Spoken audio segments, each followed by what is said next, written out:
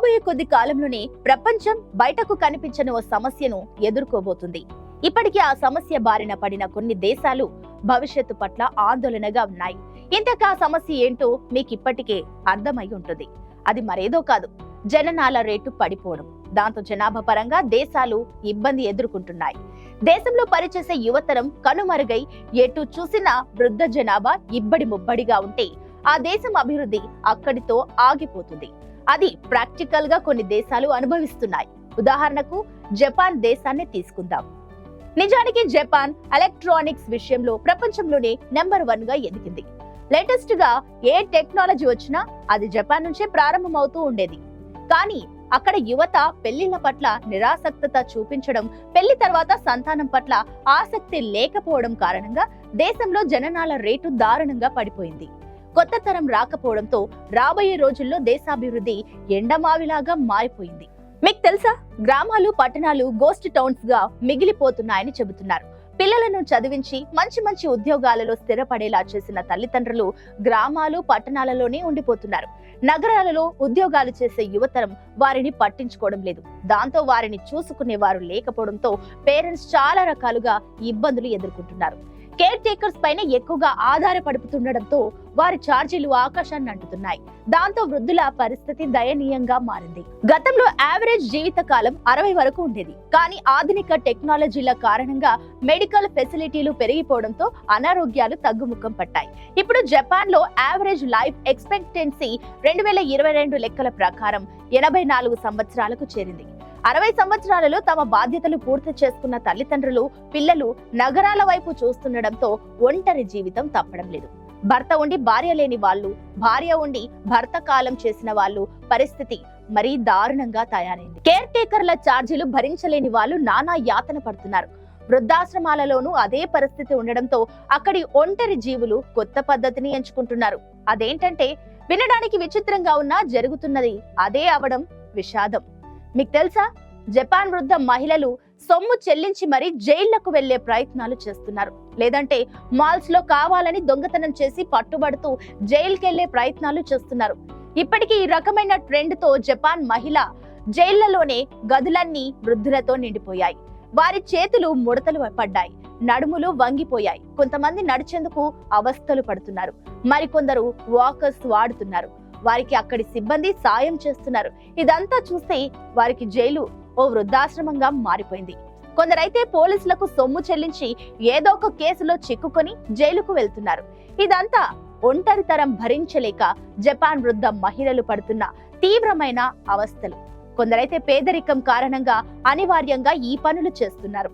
దీంతో జపాన్ జైళ్లు వృద్ధాశ్రమాలుగా మారుతున్నాయని అంటున్నారు విశ్లేషకులు. ప్రస్తుతం ఏ జైలుకెళ్లినా అక్కడ గదులన్నీ వృద్ధులతో నిండిపోయి కనిపిస్తున్నాయి. జైలు ఆవరణలో వాకర్లు పట్టుకొని నడుస్తున్న వారు కనిపిస్తున్నారు. 10 మంది ఒక చోట కూర్చొని ముచ్చట్లు పెడుతున్న సీన్లు కనిపిస్తున్నాయి. నిజానికి అక్కడి సిబ్బంది కూడా వారికి మానవతా దృక్పథంతో సాయం చేస్తున్నారు. పేదరికం, ఒంటరితనం కారణంగా జపాన్ లోని చాలా మంది వృద్ధ మహిళలు కావాలని చిన్న చిన్న నేరాలు చేస్తూ జైలుకు వెళ్లేందుకు వెనకాడడం లేదు. మరికొంతమందికి సిరులు ఉన్న బాగోగులు చూసుకునే దిక్కు లేక నెలకు 20 నుంచి 30 వేల యోన్ల వరకు చెల్లించి మరీ జైలుకు వెళ్లేందుకు సిద్ధపడుతున్నారు. దీన్ని బట్టి అక్కడి పరిస్థితిని అర్థం చేసుకోవచ్చు. ఇది కేవలం జపాన్ కి పరిమితం అనుకుంటే పప్పులో కాలేసినట్టేనని అంటున్నారు పరిశీలకులు. ఈ పరిస్థితి రేపు మరిన్ని దేశాలలోనూ దాపురించే అవకాశం ఉందని అంటున్నారు. చేసిన నేరాన్ని బట్టి సదరు వృద్ధులు జైలు జీవితం పూర్తయిన వారి ప్రవర్తనలో పెద్దగా మార్పు రావడం లేదు. బయట వారి బాగోగులు చూసుకునే వ్యక్తులు లేకపోవడమే అందుకు ప్రధాన కారణం. ఈ నేపథ్యంలో అక్కడి ప్రభుత్వం వారి సంక్షేమానికి చర్యలు చేపడుతున్నప్పటికీ పరిస్థితుల్లో మార్పు రావడం లేదు. అయితే ఈ సమస్య కొంతమందికి ఉపాధి మార్గంగా మారింది. వయసు పైబడిన వారి బాగోగులు చూసుకునే కేర్ టేకర్లకు అక్కడ భారీ డిమాండ్ ఏర్పడింది. ప్రభుత్వ లెక్కల ప్రకారం 2040 నాటికి ఈ రంగంలో పనిచేసేందుకు 2.72 మిలియన్ల మంది అవసరమని అధ్యయనాలలో తేలింది. OECD సంస్థ నివేదిక ప్రకారం 65 ఏండ్లు పైబడిన జపాన్ మహిళల్లో 20% మంది కూడా పేదరికంలో మగ్గుతున్నారు. కనీసం తిండి పెట్టే దిక్కులేక చాలా మంది మహిళలు దొంగతనాలు చేసి జైలుకు వెళ్లేందుకు మొగ్గు చూపుతున్నారు. జైళ్లలో ఉన్న మహిళా ఖైదీల్లో ఎక్కువ మంది చేసిన నేరం దొంగతనమే అవడం చూస్తుంటే వారు కావాలనే చేస్తున్నట్టు అర్థమైపోతుంది. జపాన్ దేశ ప్రభుత్వ లెక్కల ప్రకారం 2022లో జైల్లో ఉన్న మహిళా ఖైదీల్లో సుమారు 80% చోరీలకు పాల్పడిన వారే అంటే అర్థం చేసుకోవచ్చు. ఆ పండుటాకులు తమ సంతానం పట్టించుకోకపోవడంతో ఈ దయనీయ స్థితికి చేరుకుంటున్నారు. 2003 నుంచి 2022 మధ్య కాలంలో జైళ్లలో 65 ఏండ్లకు పైబడిన ఖైదీల సంఖ్య 4 గింతలైందంటే పరిస్థితి తీవ్రతను అర్థం చేసుకోవచ్చు. ఇదంతా అక్కడ జననాల రేటు పడిపోవడంతో వస్తున్న సమస్య. రేపటి కాలంలో జపాన్ దేశం ఉనికి లేకుండా పోయే అవకాశం ఉందని పాలకులు ఆందోళన పడుతున్నారు. చాలా దేశాలలో జనం ఎక్కువ కాలం జీవిస్తుండగా జననాల రేటు మాత్రం అడ్డంగా పడిపోతుంది. పైగా జపాన్ లో పిల్లలను కనేందుకు యువత ముందుకు రావడం లేదు. గత ఏడాది గణాంకాలను చూస్తే జపాన్ లో పుట్టిన వారి కన్నా మరణించిన వారి సంఖ్య 2 ఎక్కువగా నమోదైంది.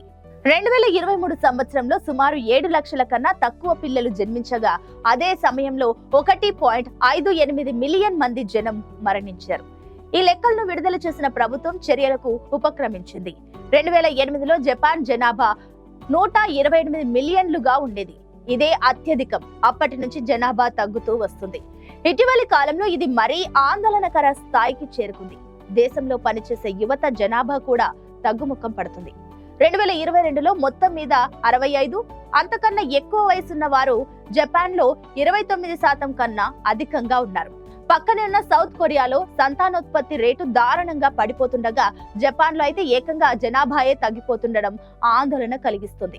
జననాల రేటు తగ్గడం అంటే సమాజంలో పిల్లలు తక్కువగా ఉన్నట్టు లెక్క.